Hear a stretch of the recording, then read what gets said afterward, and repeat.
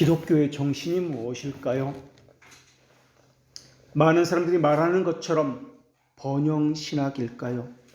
예수 믿으면 가정이 화목하고 자녀는 잘 되는 것, 병고침을 받고 무병장수하는 것, 사업이 잘 되고 번성하는 것, 이런 것들이 과연 기독교 신앙일까요? 그렇다면 초대교회 교인들이 믿었던 믿음의 내용은 무엇이었을까요? 또 우리가 믿는 믿음의 내용은 무엇일까요? 그들의 신앙과 우리의 신앙은 같은 것일까요? 다른 것일까요? 만약에 다르다면 어떤 것이 다른 것일까요? 만약에 그 둘의 믿음이 다르다면 둘 중에 하나는 가짜 신앙일 것입니다. 64년부터 내려오는 기독교에 대한 핍박을 시작합니다. 그 전에 핍박이 없었느냐면 그것은 또한 아닙니다. 전국적으로 또한 공식적으로 핍박이 시작된 것이 네로 때부터 라는 말이지 그 전에 핍박이 없었다는 말은 아닙니다. 네로부터 시작된 이 핍박은 250년간 지속됩니다. 이 핍박을 기독교 10대 핍박이다라고 이야기합니다. 물론 기독교가 공인된 이후에 핍박이 사라졌느냐 하면 그런 것은 또한 아닙니다. 우리가 이미 잘 알고 있듯이 313년 밀라노 칙령으로 인해서 기독교가 공인됩니다. 그리고 380년 테오도시우스 황제에 의해서 백성을 위해라는 제목으로 데살로니가 칙령을 내림으로써 기독교를 국교로 선포하게 됩니다. 그러나 기독교가 공인된 이후에도 정통신학에 대한 핍박은 멈추질 않았습니다. 우리가 배운 대로 아타나시우스라든지 가파도기아 3이라든지 그들이 어떻게 정통신앙을 지키기 위해서 어떤 삶을 살았는지 우리는 이미 배워서 잘 알고 있습니다. 그들은 기독교가 공인된 이후에도 핍박을 받았습니다. 핍박을 받은 유일한 이유는 정통신학을 가졌다는 이유 하나 때문에 그러했습니다. 당시 모든 교회와 모든 사람들은 아리우스 이단이 지지하는 그러한 신앙을 가지고 있었습니다. 심지어 황제도, 국가도 이 이단적 신앙을 가진 사람을 지지했고 그들 편이었습니다. 그때 기독교 신앙을 가졌던 사람들, 정통신앙을 가졌던 사람들은 재산을 빼앗겼으며 추방당했으며 순교당했습니다. 이러한 일들은 기독교 핍박 시기에만 있었던 일이 아니었다라는 것입니다. 기독교가 공인된 이후에도 순교는 여전히 있었으며 재산을 빼앗기고 추방당하는 일은 여전히 있었다라는 것입니다. 기독교의 10대 핍박 가운데 마지막 황제가 디오클레티아누스 황제 때입니다. 원래는 역사를 나눌 때 AD를 가지고 나누었습니다. 그래서 원래는 디오클레티아누스 황제의 앞자를 따가지고 뒷자를 따가지고 황제의 핍박 전과 후, 그래서 AD를 가지고 역사를 구분했습니다. 이것을 영국 역사의 아버지 비드라는 사람이 10세기에 AD를 주님이라는 라틴어 도미니로 바꾸면서 AD는 라틴어로 사용하였고, 그리고 BC는 자국의 언어인 영어로서 주님을 중심으로 기원 전과 기원 후다라고 나누면서 지금의 AD와 BC가 된 것입니다. 이 10대 핍박의 마지막 황제였던 디오클레티아누스 황제가 그 아내도 기독교인이었습니다. 그런데 이 황제는 303년부터 기독교에 대한 엄청난 핍박을 시작했습니다. 그 황제가 내렸던 칙령은 4가지 것이었습니다. 하나는 교회를 다 파괴하고 성경을 다 불살라 버려라 라는 명령을 내렸습니다. 두 번째는 교회 재산은 모두 다 빼앗아서 국가로 환속을 시켜라 라는 명령입니다.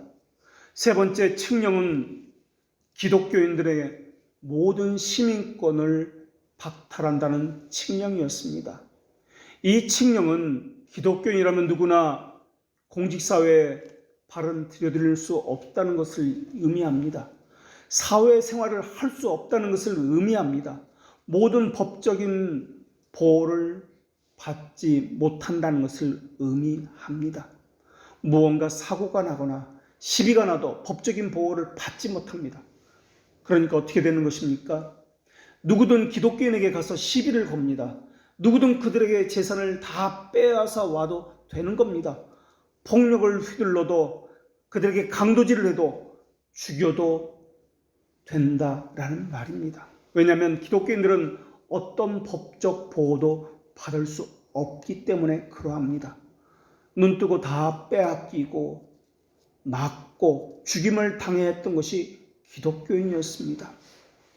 그리고 네 번째 칙령은 이방인들에게 로마 제국의 국민들은 무조건 예배해야 하고 제물을 바쳐야 한다는 그러한 법령을 내렸습니다. 여기서 이방신은 로마가 전통적으로 믿는 신을 이야기합니다. 그래서 로마 국민이라면 누구든지 이방신에게 제사해야 했고 제사했다는 표시를 받아야 했습니다. 그것이 없으면 아무것도 할 수가 없었습니다. 기독교인이 핍박을 받은 것은 초대교회 때만 그런 것이 아니었습니다.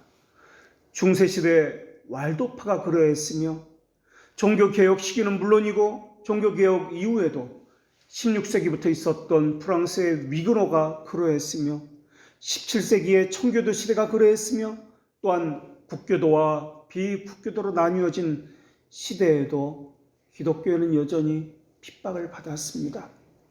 학교에서 받아주질 않았습니다. 상점을 차릴 수도 없었고 무슨 법적인 등록을 하는 것은 관공서에서 무엇을 할 수도 없게 되었습니다. 그렇다면 예배는 마음껏 할 수 있었습니까? 예배라도 마음껏 할 수 있었는가 하면 그것도 그렇지 않았습니다. 교회당은 다 파괴되었습니다. 집도 빼앗겼습니다. 폭력은 정당화되었습니다. 그곳에 있는 것 자체가 불안한 가운데 그렇게 지내야만 했습니다. 이런 건 말이라서 쉬운 것이지 실제 그런 삶을 살아간다고 생각해 보십시오. 그런 상황에서 신앙을 고수한다, 예배를 드린다 하는 것은 그렇게 쉬운 일이 아니었습니다. 그래서 우리 신앙의 선배들은 산에서, 들에서, 동굴에서 몰래 예배를 봐야 했습니다. 그러다가 붙잡혀갔습니다. 심한 고문을 받고 그러다가 죽임을 당해야 했습니다. 초대교회 배경으로 하는 영화를 보면은 기독교인들은 사자 우리에 갇혀서 사자의 먹이로 그렇게 죽기도 했고 검투사와 싸워서 죽기도 하는 장면이 나옵니다. 그러한 죽임을 당하는 것들은 수많은 방법 가운데 가장 약한 축에 속하는 그러한 죽임을 당하는 방법이었습니다. 심지어 불에 태워 죽는 것 역시 고통의 축에 들어가지도 못하는 그러한 죽임을 당하는 방법입니다. 연기로 훈제해서 죽는 것, 석쇠 위에 올려져서 천천히 구워져서 죽는 것, 사지가 하나씩 말에 의해서 묶여져서 잡아당겨져서 죽는 것, 배를 갈고 자기가 보는 데서 창자가 조금씩 잘려져서 죽는 것, 이러한 죽임을 당했습니다. 디오클레티아누스 황제 때는 이렇게 죽임을 당했는데 한 달에 17,000명씩 죽임을 당했다라는 기록이 전해오고 있습니다.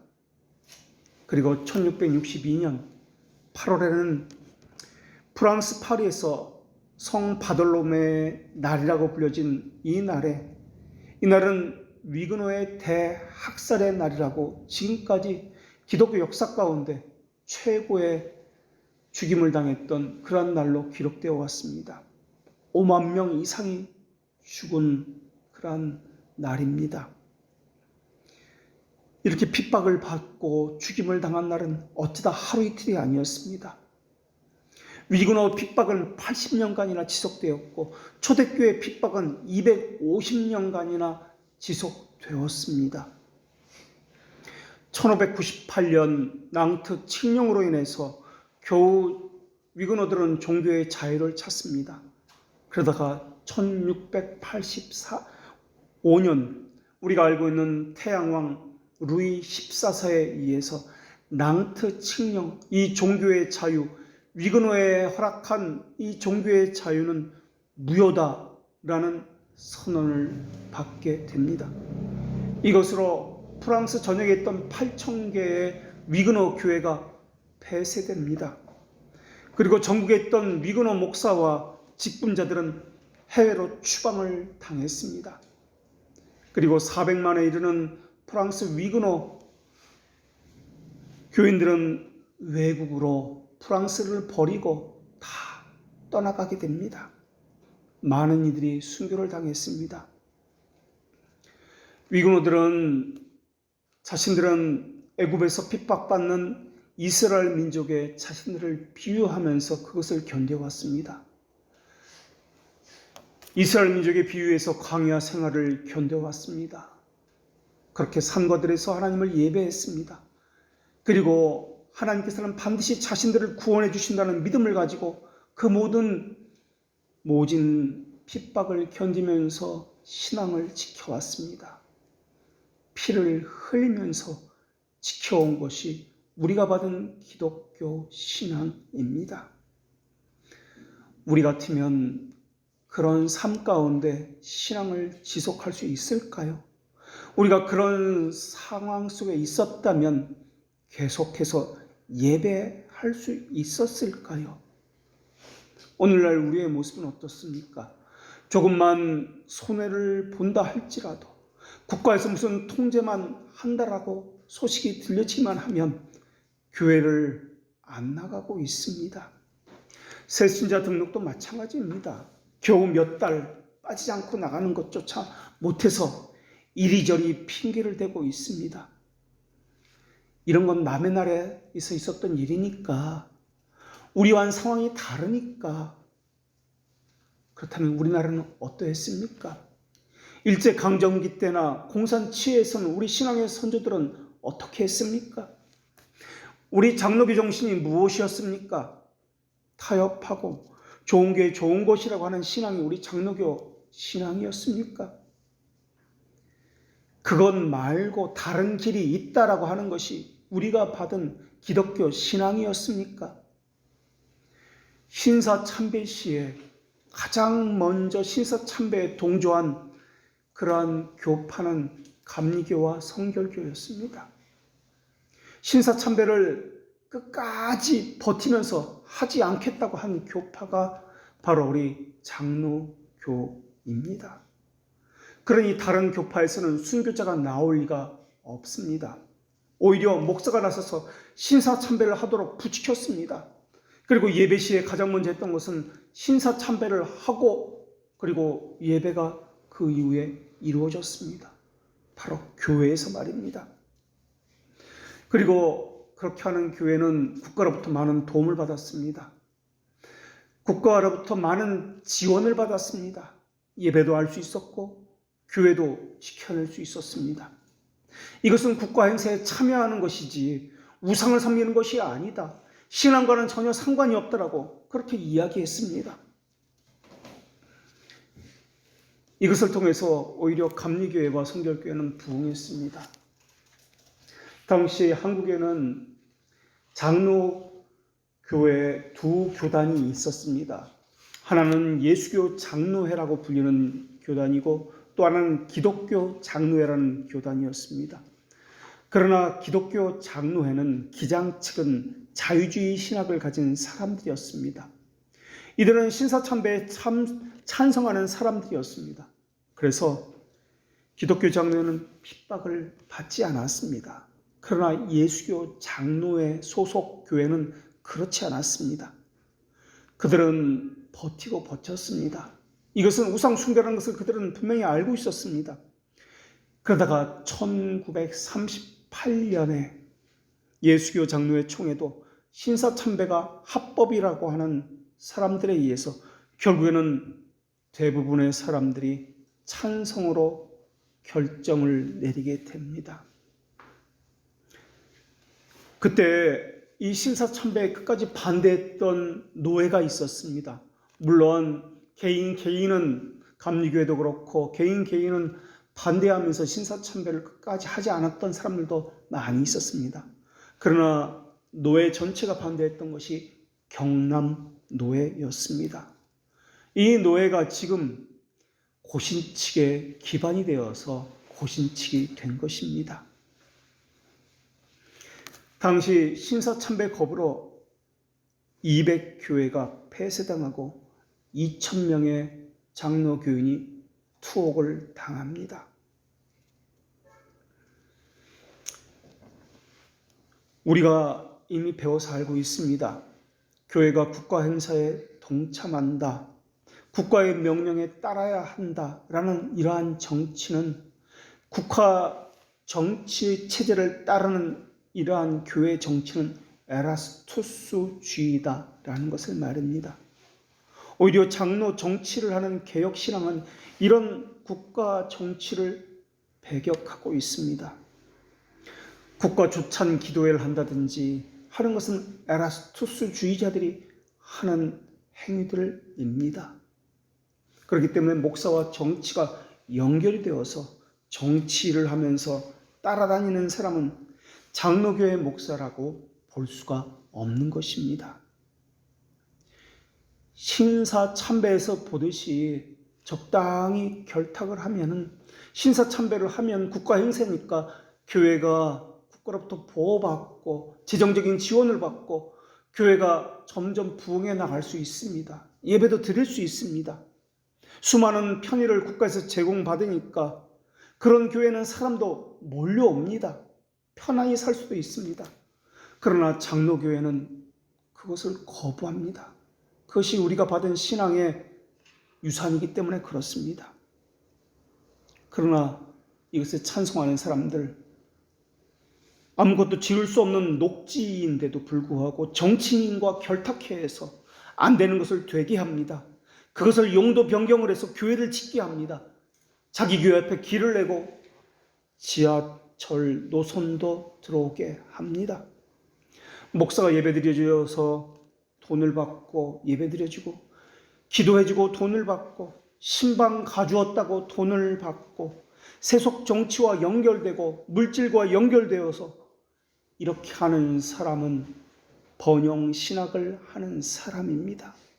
이것은 성경의 정신이 아닙니다. 그렇기 때문에 장로교라고 간판이 붙어 있다고 해서 같은 장로교회가 아니다라는 것입니다. 그렇다면 장로교 정신이 무엇입니까? 장로교라는 것은 정치 체제를 말하니까 그들이 가진 신학, 그러니까 정확히 말하면 개혁 신앙의 정신은 도대체 무엇이냐 하는 것입니다. 이것은 핍박입니다. 그런 가운데서도 신앙을 끝까지 지키는 것이 개혁 신앙의 정신입니다. 주께서 그 믿음을 지키시기 때문에 그러합니다. 오직 성경의 원리대로 하는 것이 개혁 신앙의 유산이기 때문에 그렇습니다. 신자의 삶을 성경에서는 자기를 부인하는 삶이라고 말씀하고 있습니다. 자기를 부인하는 삶을 다른 말로 겸손이다라고 이야기합니다. 자기가 보기에 좋은 대로 하는 삶을 자기를 부인한다고 말하지 않습니다. 세상이 요구하는 삶을 따라가는 것을 겸손이라고 이야기하지 않습니다. 그것이 재물이 되었든 명예가 되었든 그것이 무엇이 되었든 말입니다.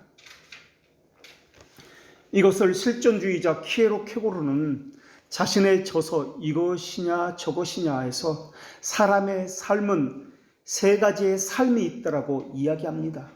그 세 가지 삶은 이렇습니다.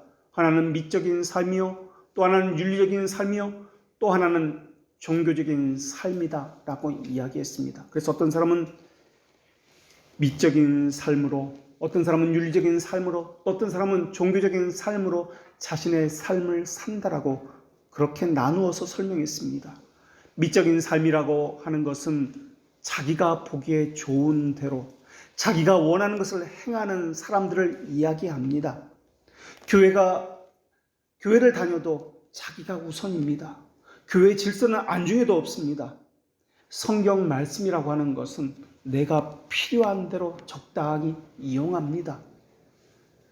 하나님 중심이 아니라 내가 중심이 되어서 하나님을 내가 원하는 이것에 이용하는 사람들이 미적 삶을 사는 사람들입니다. 두 번째, 삶을 사는 사람들은 윤리적인 삶을 추구하는 사람들입니다. 이러한 삶을 사는 사람들은 다른 사람이 요구하는 삶, 사회가 요구하는 삶을 사는 사람들을 말합니다. 사회 눈치를 보면서 다수가 그렇게 하니까, 모두가 그것을 원하니까 그렇게 하는 것입니다. 다수가 그렇게 하니까 그게 진리고 그것이 정답이라고 생각하면서 그 길을 쫓아가는 사람들을 이야기합니다. 이러한 삶을 살아가는 사람들은 사회 지위로서 자신의 신앙을 이야기합니다. 자신의 존재를 사회의 직급과 소유로서 말을 하려는 사람입니다. 사회에서 사장이니까 교회에서도 사장처럼 그렇게 여기는 사람입니다. 교회에서 장로고 목사니까 사회에서도 장로고 목사 대접을 받아야 한다고 그렇게 불려지길 원하는 사람입니다. 음주운전하고서 경찰 단속에 걸렸는데 너희들 내가 누군 줄 알아? 하면서 큰 소리 치면서 나 국회의원이야. 너희들 이름 뭐야? 너 어디 소속이야? 라고 하는 사람들의 모습이 이런 윤리적 삶을 사는 사람의 모습입니다. 자신의 지위로 이것을 착각하면서 대체하는 사람들을 이야기합니다. 세 번째 삶은 종교적 삶을 사는 사람들입니다. 이것이야말로 쾌락해고로는 사람이 사람답게 사는 것이라고 이야기했습니다. 쾌락해고로는 하나님과 일치하지 않을 때 사람은 자신을 상실한다 라고 이야기했습니다. 이 말은 요한복음 11장 4절에 나오는 말씀에서 인용된 말씀인데 이 병은 죽을 병이 아니다 라는 말씀에서 인용한 말씀입니다. 그러니까 쾌락해고로가 하나님의 말씀과 일치하지 않을 때 오는 병이 있는데 이 병의 이름이 절망이다 라고 이야기했습니다. 이때 인간은 자신의 한계와 무기력과 무능력을 깨닫는다. 이것이 절망이다 라는 병이다 라고 이야기합니다. 그러니까 죽음이라는 병은 절망이라는 병인데 하나님과 일치하지 않을 때 나타나는 것이 죽음에 이르는 병, 바로 절망이다 라는 것입니다. 이것을 우리는 성경에서는 하나님과 일치하지 않을 때 이것을 죄다 라고 이야기합니다. 그러면서 쾌락해고로는 이 종교적인 삶으로 다른 삶들을 주관해야 한다라고 이야기합니다. 다시 말하면 미적인 삶, 윤리적인 삶은 하나님의 말씀과 일치하지 않는 삶이기 때문에 이것이 죽을 병인데 이것은 한마디로 죄 짓는 삶이다 라는 것입니다. 이것은 철학자가 한 말입니다. 철학자도 이렇게 이야기한다면 하나님께서 우리에게 요구하시는 신앙의 정신이 무엇이냐 하는 것입니다. 꼴찌가 되기를 자처하는 것, 사람에게 멸시를 당하기를 자처하는 것, 짓밟히고 빼앗기고 하는 신앙, 이것이 우리가 가진 개혁신앙입니다. 개혁신앙을 가진 사람은 단 한 번도 첫째가 되어본 적이 없습니다. 큰 교회를 가져본 적이 없습니다. 많은 성도를 가져본 적이 없습니다. 돈도 없습니다. 배움도 깊지 못합니다. 월세 하나 감당하지 못해서 절절매는 그러한 교회입니다. 오히려 있는 것도 빼앗기고 법의 보호도 받지 못하고 쫓겨나고 추방당하고 억울함을 당하는 것이 개혁신앙인의 신앙입니다. 다른 것은 다 빼앗기고 놓쳐도 결코 놓치지 않는 하나가 있습니다. 이것이 바로 하나님 중심적인 신앙을 간직하는 것, 이것이 개혁신앙입니다. 그래서 끊임없이 배우고 또 배워서 하나님 알기를 사모합니다. 하나님의 뜻대로 하기를 몸부림치면서 이것 하나 붙들고 그렇게 살아가는 사람이 개혁신앙인입니다. 신앙인물의 역사를 읽어보십시오. 우리 신앙의 선배들은 그렇게 살아왔습니다. 그렇게 피를 흘리면서 우리에게 전해준 신앙이 우리가 가진 개혁신앙이며 장로교회라는 전통입니다. 번영신학, 세상에서 복받는다고요? 성공한다고요? 이것은 우리가 받은 신앙이 아닙니다. 우리가 가진 신앙은 사람들에게 멸시를 받고 발로 밟히고 학교에 갈 수가 없고 돈을 벌 수도 없고 나라에서 보호받을 수도 없고 추방을 당하는 신앙이 우리가 가진 신앙입니다. 하나님께서 그렇게 말씀하셨다면 내가 손해본다 할지라도 그렇게 지켜야 하는 신앙이 우리가 가진 신앙입니다. 자기를 부인한다는 것은 쉬운 일이 아닙니다. 자기 이성을 부인해야 하는 것이고 자신의 감정의 요구를 부인해야 하는 것이 자기를 부인하는 일입니다. 이것은 생각에서만 이루어지는 일이 아니라 실제 삶에서 이루어지는 그러한 신앙을 이야기합니다. 우리가 그런 신앙을 받았습니다. 우리도 우리 자녀에게 그런 신앙을 물려줘야만 하는 우리는 그러한 부름을 받았습니다. 사람들은 부패한 지성을 가지고 있습니다. 부패한 감정을 가지고 있습니다. 그래서 누구든지 사람은 자기 중심적으로 모든 것이 돌아가기를 원하고 있습니다. 그러나 하나님은 사람을 만드셨을 때 하나님의 형상으로 만드셨습니다. 그래서 모든 것이 하나님 중심으로, 하나님을 향해서는 거룩으로, 이웃을 향한 의로움으로 하나님의 형상대로 지음받았기 때문에 하나님 중심으로 모든 것을 생각했고 모든 의지가 하나님의 중심으로 그렇게 타락 이전에는 그렇게 돌아갔습니다. 그러나 죄가 들어오면서 사람의 영에 영향을 주었습니다.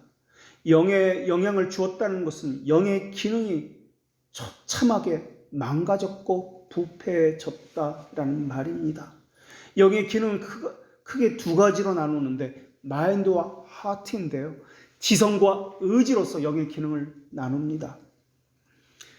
죄는 사람의 지성을 타락시켰습니다. 그래서 하나님에 대해서 무지하게 만들었습니다.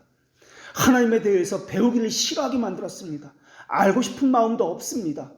그래서 신앙생활하면서 예배도 하고 봉사도 하고 밥도 사고 다른 것은 다 하는데 할 수 없는 것, 교리 공부입니다. 하나님을 알기를 그렇게 견딜 수 없을 만큼 힘들어하고 고통스럽게 합니다. 이것이 바로 부패성이 하는 것이기 때문에 그렇습니다. 하나님에 대한 무지는 거기서 그치는 것이 아니라 하나님을 향한 불순종을 만들어냅니다. 불순종이라고 하는 것은 의지를 이야기합니다. 지성에서 시작한 것이 의지로 또한 연결됩니다. 생각 속에서만 신앙생활을 합니다. 의지는 불순종하고 있습니다. 하나님을 향한 불순종을 만들어내는 이유는 당연합니다. 사람이 하나님의 형상으로 만들어졌기 때문에 그렇습니다. 그래서 중생이라는 것은 하나님의 형상으로 다시 회복되는 것을 이야기합니다. 지성과 또한 의지가 그러합니다. 그러니까 부패한 죄성을 가진 이 사람은, 중생되지 않은 이 사람은 하나님을 대적하는 것이 본성과 관련되기 때문에 당연히 그럴 수밖에 없는 것입니다. 그런 부패성으로 가득한 사람에게 하나님의 교훈과 교리를 배우라고 요구하는 것 자체가 그것이 불가능한 일이기 때문에 그렇습니다. 그래서 교회를 다녀도 배우려 하지 않습니다. 몇 번 배우는 채 하긴 하지만은 실제로 배우기를 사모하지 않습니다. 열렬하며 그렇게 소망하지 않습니다. 지겹고 고통스러운데 그것을 배워서 뭐합니까? 자신의 지성과 의지의 적대적인 것을 배울 이유도 없습니다. 하나님 알기를 거부하는 것이 불순종입니다. 이 불순종은 하나님을 향한 불신앙을 만들어내고 하나님을 향한 불신앙은 계속해서 죄를 생산해내고 있습니다. 타락 전에 영의 기능은 온전했기 때문에 선과 악을 선택할 수 있는 자유의지를 가지고 있었습니다. 그래서 그 당시에 자유의지는 하나님을 중시로 움직였기 때문에 선을 택하기를 기뻐했고 즐거워했습니다. 그런데 타락 이후에는 이 자유의지는 타락했기 때문에 악만 선택할 수 있는 자유의지가 되었습니다. 어거스틴과 루터는 이것을 노예의지다라고 이야기합니다. 부패한 영에는 하나님은 어디에도 없고 자기만 하는 극단적 이기심이 가득 차 있다라는 말입니다. 그래서 죄를 치료하는 첫 번째 방법이 힘써 여호와를 알라라고 말씀하는 것입니다. 이 안다는 것은 지성적인 것만을 말하고 있지 않습니다. 의지로 나타나는 것을 포함한다는 말입니다. 다시 말하면 영의 기능이 회복되는 것을 이야기하는 것입니다. 무엇을 선택할지는 영의 기능에 사는 것인데 지성은 무엇이 옳다, 그르다라는 것을 판단하는 것이 지성의, 이성의 기능입니다. 이것을 따라서 옳은 것을 행하는 것이 의지가 하는 것입니다. 그렇다면 오늘 본문은 섬김의 은사에 대해서 말씀하고 있는 본문입니다. 이 섬김을 어디서부터 다뤄야 할까요? 이 섬기는 것은 의지로 표현되는 어떠한 행위를 이야기합니다. 또 로마서에서 다루는 은사 가운데 두 번째 은사가 섬김의 은사라고 말씀하고 있습니다. 이런 이유 때문에 섬김을 이야기할 때 섬기지 않는 이유는 영의 기능의 부패함을 먼저 말함으로써 시작해야 한다라는 것입니다. 섬긴다, 섬기지 않는다, 단순하게 겉으로 드러난 그것만 가지고 말해서는 안 되기 때문에 그렇습니다. 타락한 이후에 나는 누구인가로부터 이것이 시작되어야 하기 때문에 그렇습니다. 타락한 영의 기능은 자기 안에 자기만 아는 아성을 쌓아 놓습니다. 그 안에 그 누구도 들여놓지를 않는 고집을 가지고 있습니다. 더더욱 하나님을 들여놓으려 하지 않습니다. 타락 이전의 사람들의 영은 하나님을 창조주로 알았습니다. 그리고 자기를 피조물로 알았습니다. 그래서 하나님이 정하신 모든 질서 가운데 기뻐하는 온전한 영의 기능을 가졌습니다. 그래서 하나님의 형상대로 지음받았기 때문에 거룩에서는 하나님 알기를 기뻐했고 삶에서는 의로운 행위를 하는 것을 기뻐했습니다. 그런데 죄가 들어오면서 하나님 중심이던 이 질서가 깨지면서 모든 것이 자기 중심으로 돌아가기를 원하게 되었습니다. 자기가 보기에 좋은 대로 질서를 새롭게 재편합니다. 하나님도 자기가 원하는 것을 들어주셔야만 하는 들러리로 바꾸어 버렸습니다. 그런 정도에서만 신앙생활을 하는 것입니다. 내게 불이익을 끼친다, 내게 손해를 본다 하면은 하나님을 버리는 겁니다. 이게 번영신학입니다. 내 유익의 한도 내에서만 하나님을 이용해서 예배하고 교회 다니며 신앙생활하는 것, 이게 번영신학입니다. 성경에서는 이것을 말하지 않습니다. 그런데도 한국교회에서는 이것을 신앙이라고 착각하고 있습니다. 그렇기 때문에 중생한 사람은 의지와 이 영의 기능이 하나님을 향해서 바뀌어진 사람입니다. 자기 자신에 대해서 불만족을 느끼는 사람입니다. 자기 자신에 대해서 불만족을 느껴야만 섬길 수 있기 때문에 그렇습니다. 섬기는 것은 그냥 섬기는 행위 자체를 의미하지 않습니다. 자기를 낮추는 것, 심정에서부터 시작됩니다. 사람의 영이 하나님의 형상이 회복되었기 때문에 그렇습니다. 그래야만 하나님을 섬길 수 있기 때문에 그렇습니다. 자신 안에 하나님을 향한 결핍, 이웃을 향한 거룩과 의로움이 결핍되었다는 것을 알기 때문에 자신을 겸손하게 낮추어서 낮아지게 되고 부족하다는 것을 늘 심정에 간직하게 되니까 섬기지 않고는 견딜 수 없게 되는 것입니다. 영의 기능이 회복되지 않으면 반대로 늘 앉아서 대적하려고 할 것입니다. 다른 사람보다 자신을 높다는 생각에 교만해지는 것은 당연할 것입니다. 그래서 자기 보기에 좋은 대로 하려고 할 것입니다. 교회를 다녀도 이 교회가 자기 중심적으로 돌아가라도 자기에게 유익이 주는 한도 내에서, 그래서 교회 질서에 순종이보다는 자기 생각이 먼저입니다. 자기가 교회의 중심이 되고 싶기 때문에 그렇습니다. 거기다가 자기가 속한 교회가 세상 모든 교회의 중심이 되고 싶어 합니다. 그들은 이렇게 이야기합니다. 우리 교회를 사랑하시는 하나님이라고 기도도 합니다. 그러나 그들이 말하는 우리 교회라는 것은 자기가 다니는 자기 교회를 이야기합니다. 하나님이 다스리는 세상 속에서 자기를 찾는 것이 아니라 자기 중심으로 돌아가는 세상 속에서 하나님을 찾기 때문에 그러합니다. 그래서 자기가 다니는 교회만 하나님이 사랑하시는 교회라고 생각하면서 자기 교회를 중심으로 모든 것이 돌아간다라고 여기기 때문에 그렇습니다. 옆에 교회가 있어도 그것은 교회가 아니라 생각되어집니다. 상관이 없습니다. 주일마다 버스를 그 교회 앞에 대놓고 사람을 그 교회 앞에서 실어 나르고 있습니다. 나무 교회 앞에서 천막을 쳐놓고 그 교회 앞에서 전도를 하고 있습니다. 결과만 좋으면 모든 것이 좋다는 철학을 가지고 있기 때문에 그렇습니다. 그 철학을 신앙이라고 착각하고 있기 때문에 그렇습니다. 사람이 많으면 진리라고 생각하는 공리주의 철학을 가지고 이것을 가지고 신앙이라고 여기고 있기 때문에 그렇습니다. 사람은 자기 자신에 대해서 불만족을 느껴야 참으로 겸손해질 수 있습니다.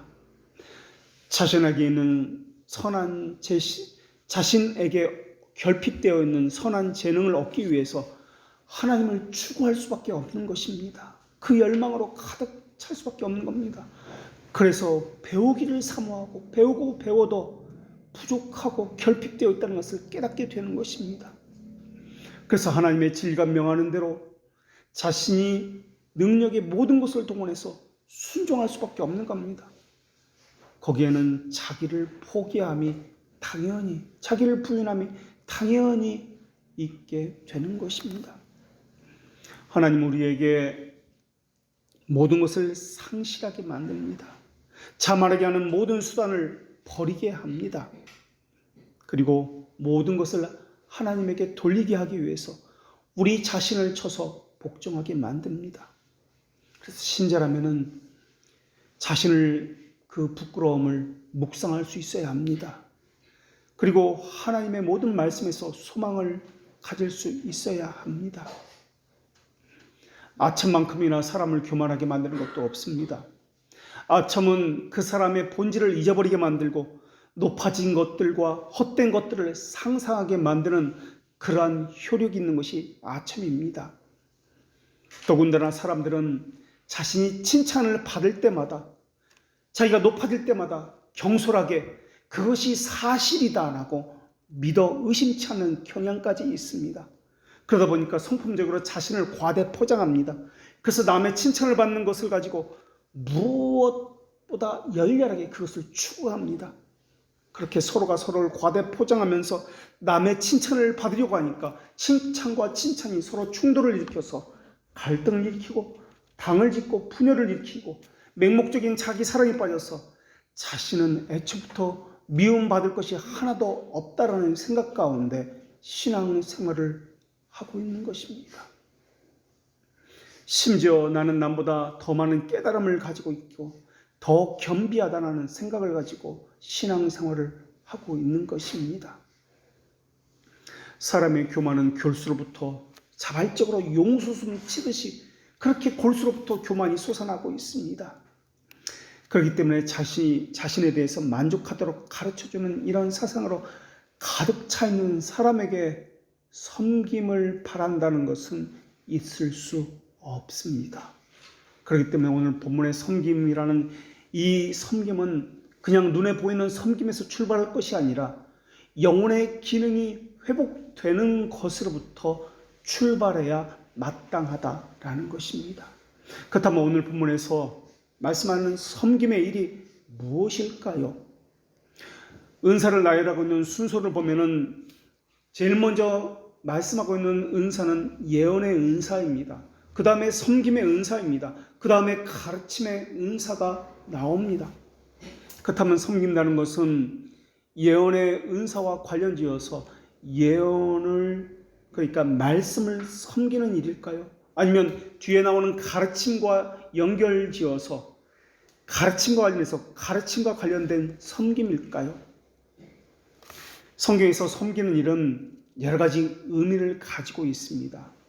우선 섬긴다는 것은 물질적 필요와 관련해서 구제 사역이라는 측면에서 성경은 말씀하고 있기도 합니다. 더욱이 같은 로마서에서 로마서 15장 31절 말씀에서 바울 자신이 예루살렘 교회에 큰 어려움이 있어서 구제에 참여한다, 그래서 헌금을 한다 할 때도 이 섬긴다라는 단어를 동일하게 사용하고 있습니다. 또 섬긴다는 이 말은 여러 가지 뜻을 가지고 있는데 직분은 여러 가지이지만 각 지체가 몸을 섬긴다라고 하는 고린도서 12장에서도 분명히 지체로서 몸을 섬긴다라고 표현되어지고 있습니다. 그러나 우리가 섬긴다라고 할 때 이 섬김은 개혁교회 신앙 고백인 도르트 신조 셋째, 넷째 조항에서부터 시작해야 합니다. 도르트 신조 셋째, 넷째 조항에 보면은 이것은 인간성에 끼친 타락의 결과에 대해서 그렇게 고백하는 그러한 조항입니다. 인간은 기본적으로 하나님의 형상에 따라 창조함을 받았다라는 그러한 조항인데요. 하나님의 창조물인 피조물 가운데 천사가 먼저 타락을 합니다. 그 이후에 이 마귀의 선동을 받아서 사람도 타락을 합니다. 사람은 자신의 자유의지를 남용함으로써 하나님을 대적하고 탁월한 은사들을 상실했다라고 이렇게 도르트 신조에서 고백하고 있습니다. 마귀가 하는 일은 하나님의 자녀에게 불순종하게 하도록 촉구하고 하나님을 대적하게 만드는 일입니다. 그래서 마귀와 악한 영들이 하는 일은 자기 세력과 사악한 전략을 사용해서 교회와 교회에 속한 자들을 무너뜨리는 일을 한다라고 말씀하고 있습니다. 그래서 이 신앙고백서에서는 사두개파는 영도 없고 천사도 없고 부활도 없다고 이것을 부인하는 사람들이 사두개파 사람들입니다. 그래서 사두개파가 영들과 천사의 존재를 부인하는 이 사람들을 이야기하는데 이들은 오류가 있다라고 도르트 신조에서 분명히 고백하고 있다는 것입니다. 사두개파는 영도 없고 천사도 없다라고 이야기합니다. 이 말은 무엇입니까? 사탄도 없다라는 뜻입니다. 마귀도 없다, 원죄도 없다. 타락한 천사가 사탄이기 때문에 그렇습니다. 예수님의 부활도 없다라는 뜻입니다. 결국 사두개파는 자유주의의 아버지로서 이미 성경에 오래전부터 명시되어 있구나라는 것을 알 수가 있습니다. 거기다가 어거스틴이 한때 빠졌던 마니교는 하나님과 마귀, 선과 악이라는 두 원리에 의해서 이 세상이 다스려진다는 사상을 가지고 있는 것이 마니교 사상입니다.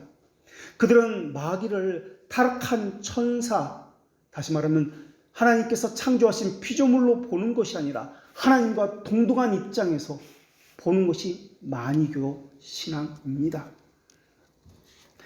마귀에게 하나님과 동일한 신성을 부여합니다. 그래서 이 땅은 누구와 누구의 싸움이라고 이야기하냐면 하나님과 마귀의 싸움이다 라고 생각합니다.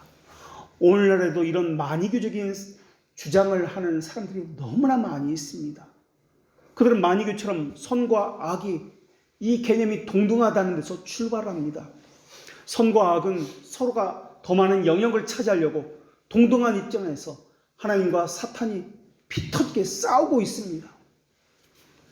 그들은 이 세상은 선 아니면 악이 지배한다고 이야기합니다. 그래서 선과 악의 싸움에서 선이 이겨야 한다. 우리가 그것에 동참해야 한다라고 이야기합니다. 그들은 악이라는 것은 선의 결핍에서 이런 차원에서 말하는 것이 아니라 악과 선은 본래부터 있었다라고 말을 합니다. 그러니까 마귀를 창조주 하나님과 동일한 선상에서 보고 이야기하는 것입니다. 그래서 마귀의 영역에 가서 땅 밟기를 해서 이것을 뺏어와야 된다. 축사 기도를 해서 마귀를 내쫓고 선의 영역으로 이것을 바꿔야 한다라고 이야기하는 것입니다. 선에 종속된 것이 악인데, 선의 결핍이 악인데 그들은 그렇게 이야기하지 않습니다. 악과 선을 동일 선상에 놓고 같은 위치에 놓고 이야기합니다. 이것은 하나님을 피조물이라고 끌어내리는 것이고 사탄을 창조주라고 끌어올리는 것입니다. 그래서 선과 악을 동등하게 놓고 선과 악의 싸움이다. 사탄과 하나님의 싸움이다. 라고 피조물인 사탄을, 타락한 천사를 창조주처럼 이렇게 놓고 있는 것입니다. 이게 만이교의 사상입니다. 그런데 성경에 보면 천사와 타락한 천사인 마귀는 하나님의 피조물이다 라고 분명히 말씀하고 있습니다. 천사가 창조된 이유는 두 가지 일을 하게 하기 위해서 지음을 받았습니다. 벨직 신앙고백서 12장에 보면은 섬기는 일에 있어서 천사가 하는 일이 두 가지 직무가 있습니다. 천사의 직무는 섬기는 일인데 두 가지 직무를 섬깁니다. 하나는 창조주 하나님께 예배함으로 섬깁니다. 또 하나는 하나님께서 택하신 택자들을 섬기도록 천사가 창조되었다라고 고백하고 있습니다. 헌데 천사 가운데 일부분의 천사가 섬기는 그 일이 싫습니다 라고 반기를 드는 겁니다. 그래서 천사가 타락을 합니다. 타락한 천사가 하는 일은 하나님을 대적하는 일입니다. 하나님을 섬기기 싫습니다. 하나님의 백성을 섬기기 싫습니다. 이것이 타락한 천사가 하는 것입니다. 하나님의 백성은 바로 교회입니다. 교회에서 섬기지 않겠습니다 라고 말을 하는 것입니다. 타락한 천사에게 종속된 유기된 자들도 마찬가지입니다. 그들의 아비인 마귀와 마찬가지로 하나님의 백성을 괴롭히는 일, 하나님을 대적하는 일을 자신의 주된 업무로 그들은 그 일을 하기 위해서 그들은 살아가고 있습니다. 그래서 유기된 자들은 절대로 하나님을 섬기지 않습니다. 그들이 하는 일이라고는 하나님을 섬기는 것처럼 보여도 하나님을 대적하고 교회를 깨트리고 무너뜨리는 일을 하기 위해서 교회로 들어온 것입니다. 그래서 이간질합니다. 질서를 깨트리고 자기 보기에 좋은 대로 교회 질서를 따르지 않습니다. 자기 멋대로 하는 것입니다. 그래서 날 내버려 둬라. 간섭하지 말라. 그런데 그 교회에 간다라고 하는 것은 그 교회의 질서에 순종하고 따르겠습니다 하는 말입니다. 그런데 그 교회에 가도 그렇게 하지 않습니다. 내가 보기에 좋은 대로 내가 알아서 할 테니까 내버려 두십시오라고 합니다. 마귀나 악령은 유기된 자의 아버지입니다. 그래서 마귀나 유기된 자들은 선택된 자들을 괴롭히는 일이 그들의 본분입니다. 그렇기 때문에 하나님의 백성은 이 땅에서는 반드시 고난과 핍박을 받을 수밖에 없는 것입니다. 손가락질을 받을 수밖에 없는 것입니다. 마귀가 그들을 괴롭혀서 신앙으로부터 멀어지게 하는 것이 마귀의 일이기 때문에 그렇습니다. 그러나 참된 신앙은 어떻습니까?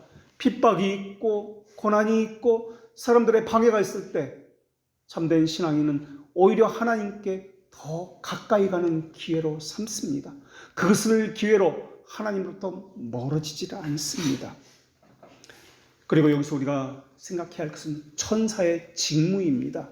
천사는 하나님의 백성을 보호하고 돕는 일을 위해서, 섬기는 일을 위해서 창조되었기 때문에 신자는 천사의 도움과 섬김을 받는다라는 것입니다. 엄밀히 말하면 성경에서 성령님께서 우리를 돕는 것이 아니라 성령 하나님께서 부리시는 영인 이 천사를 통해서 하나님이 명령하시고 이 천사들이 신자들을 보호하고 지키며 섬기며 돕는다라고 해야 합니다. 그래서 잠시 보기에는 유기된 자가 마귀가 이기는 것처럼 보이지만 궁극적으로는 선택하는 자가 이기는 싸움이 이 싸움입니다. 마귀도 하나님에 의해서 통제를 받으며 다스림을 받는 창조된 피조물이기 때문에 그러합니다. 마귀는 자신이 하나님을 섬기지 않겠다, 하나님의 택자를, 교회를 섬기지 않겠다고 자기 스스로 자유의지로 선택한 것입니다. 그래서 유기된 자도 절대 하나님을 섬기지 않습니다. 악을 행하는 자유의지로 그렇게 자기가 택한 것입니다. 그렇기 때문에 섬긴다라는 말은 택자에게만, 중생된 하나님의 백성에게만 해당된다라는 것을 전제로 오늘 말씀을 보아야 할 것입니다. 오늘 본문에 섬긴다라는, 섬기는 일은, 이 단어는 디아크라는 단어에서 나왔는데요. 원래는 밥 먹을 것을 옆에서 시중한다라고 할 때 쓰는 단어가 이 섬긴다라는 이 단어입니다. 이 의미는 구약에는 물론이고 신약에서도 마찬가지입니다. 누가복음 17장 8절에 섬긴다는 이 단어를 이렇게 설명하고 있습니다. 도리어 그들로 내 먹을 것을 준비하고 띠를 띠고 내가 먹고 마시는 동안에 수종 들고 너는 그 후에 먹고 마시라 하지 않았느냐 할 때 수종 들다, 이 말이 섬긴다라는 단어의 의미입니다. 또 성경에서는 하나님의 영광을 위해서 한다, 무언가 일을 한다라고 할 때 섬긴다라는 단어를 사용합니다. 그래서 예수님은 이렇게 말씀하셨습니다. 인자가 온 것은 섬김을 받으려 하며 섬기려 함이다 라고 말입니다. 그래서 섬긴다라고 하는 이 말은 큰 의미로 보아서 하나님을 섬긴다 이런 것을 통틀어서 이야기하는 것입니다. 물론 좁은 의미로 볼 때 섬긴다는 말은 교회의 어려움을 돕는다, 헌금한다, 구제한다라는 의미로 성경에서 곳곳에서 그렇게 사용하고 있습니다. 또 섬긴다라는 말은 한정적인 의미로서 집사, 직분, 집사직을 이야기할 때 섬긴다라고 이야기합니다. 근데 오늘 본문을 보면은 두 가지 해석 방법이 나올 수 있다는 것을 알 수 있습니다. 오늘 본문이 예언의 은사, 섬김의 은사, 가르침의 은사 순위로 나옵니다. 그런데 우선 섬김의 은사가 단독적으로 사용할 수 있느냐, 아니면 아까 먼저 말씀드린 대로 다른 은사를 보존하는, 그러니까 예언의 은사로 섬긴다, 가르침의 은사로 섬긴다, 이렇게 보조적인 은사로서 사용되느냐에 따라서 해석이 다르다라는 것입니다. 우선 섬긴다라는 것은 오늘 본문의 말씀을 해석할 때 섬김의 은사를 앞뒤 말씀과 연결해서 예언자로 섬긴다, 교사로, 가르침으로 섬긴다고 말을 한다면 따로 떼어내서 섬긴다는 은사를 말을 해야 할 이유가 없다라는 것입니다. 그런데 오늘 본문에는 예언의 은사, 가르침의 은사에 종속된 은사로서 섬김을 말하지 아니하고 단독적인 은사로 섬김을 이야기하고 있습니다. 섬김의 은사는 성경에서 집사로서 가난한 자와 약한 자들에 대한 긍휼의 사역을 한다라고도 이야기합니다. 그러니까 가르침의 직분과는 별개의 은사가 바로 섬김의 은사다, 단독적인 은사다라는 것을 알 수가 있습니다. 오늘날에는 가르치는 교사의 직분이 사실상 성경적 의미 없이 마구 사용되고 있습니다. 교사하는 것, 이 하나만으로도 부족한데 오늘날 교회에서는 교사하다가 찬양대 하다가 식당 봉사하다가 집사 일도 맡고 이렇게 하고 있습니다. 초대교회에서는 이런 일이 없었을 것이라 보여집니다. 은사와 직분에 대한 인식이 부족하고 그것이 하나님으로부터 온 고귀한 직이라는 것을 알지 못하기 때문에 이것하다 저것하다 여러 일을 한 사람이 하고 있는 것입니다. 오히려 하나님은 집사의 직분을 잘한 자들은 아름다운 지위와 그리스도 예수 안에서 믿음의 큰 담력을 얻느니라 라고 말씀하고 있습니다. 디모데전서 3장 13절에서 말입니다. 섬기는 은사를 잘 감당하면 첫째는 아름다운 지위를 얻습니다. 둘째는 믿음의 큰 담력을 얻습니다 라고 이야기합니다.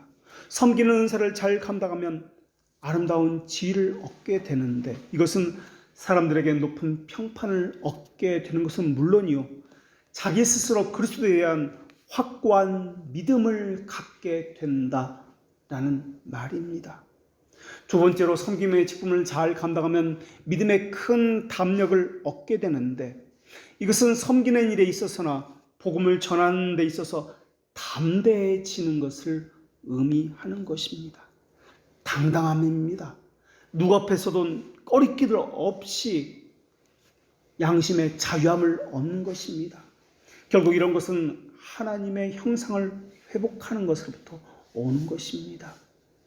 다시 말하면 창조시에 부여받았던 질서를 다시 되찾음으로써 하나님이 어떤 분인지 알고 사람이 누구인지를 알게 됨으로써 오는 자연스러운 행위가 꺼리낌이 없는 믿음의 담대함입니다.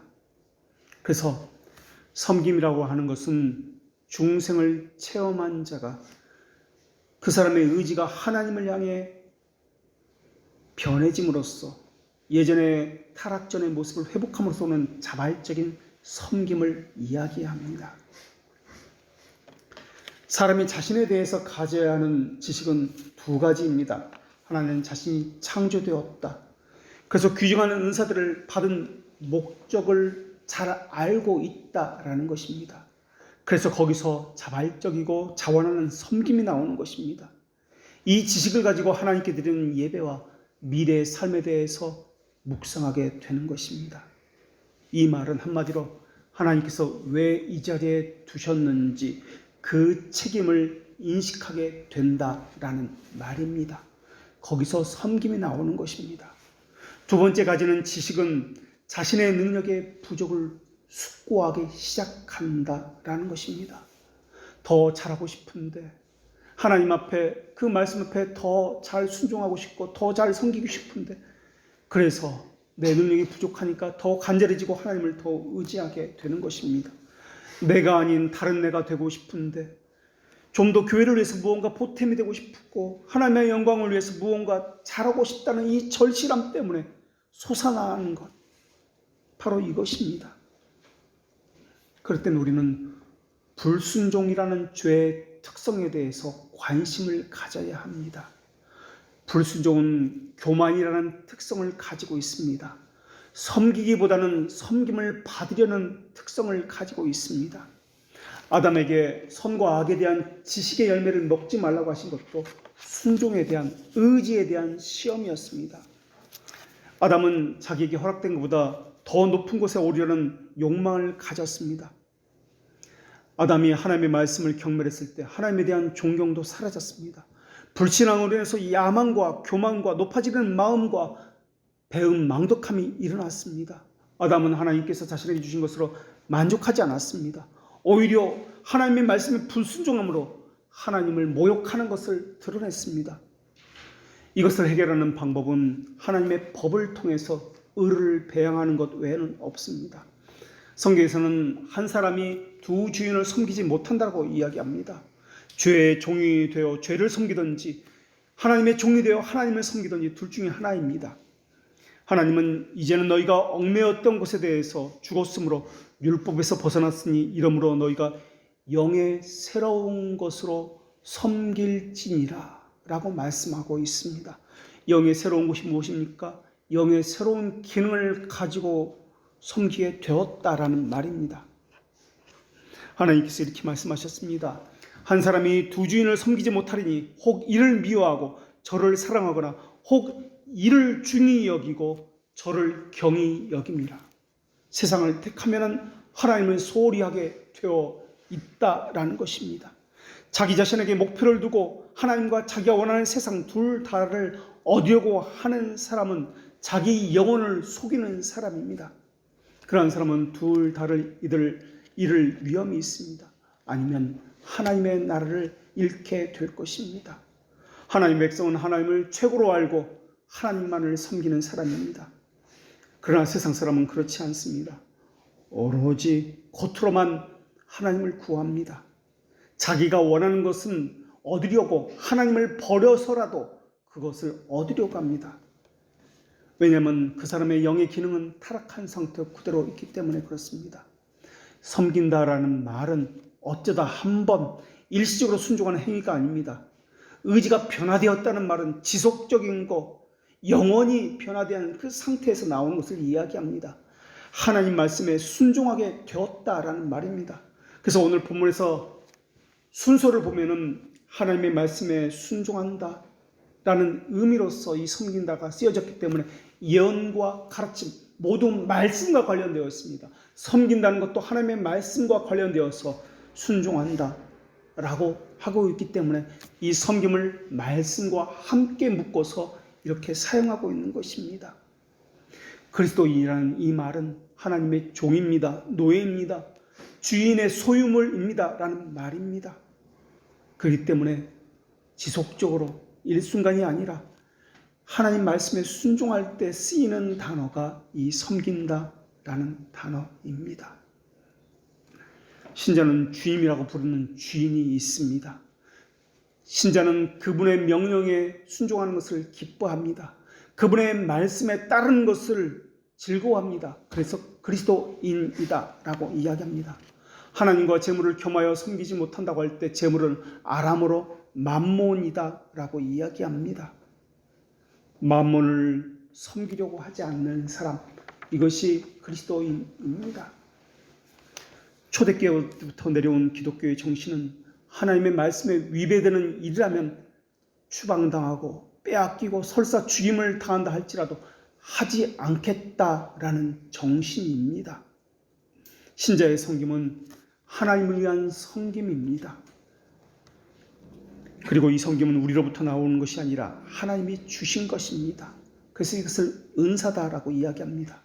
아무리 권면하고 전화하고 인간애로서 호소해도 그것은 되는 것이 아닙니다. 그리스도인은 단지 그리스도인이기 때문에 하나님의 뜻대로 행하는 것을 기뻐하고 순종하고 즐거워합니다. 아무런 보상이 주어지지 않는다 해도 하나님께서 명령하시는 권리를 가지고 계셨다는 것을 사랑하는 것이 신자입니다. 그래서 시편 기자도 고백하기를 나의 사랑하는 바 주의 계명을 스스로 즐거워하며 라고 합니다. 신자는 하나님을 즐거워하고 신자는 하나님의 말씀에 순종하는 것을 기뻐합니다. 이것으로 섬기는 사람들입니다. 그래서 그리스도인은 그리스도의 낮아짐과 높아짐, 이것이 그들의 삶에 그대로 나타납니다. 그래서 신자는 자기를 낮추고 자기 안에서 하나님을 높이는 삶을 사는 것입니다. 기도하겠습니다.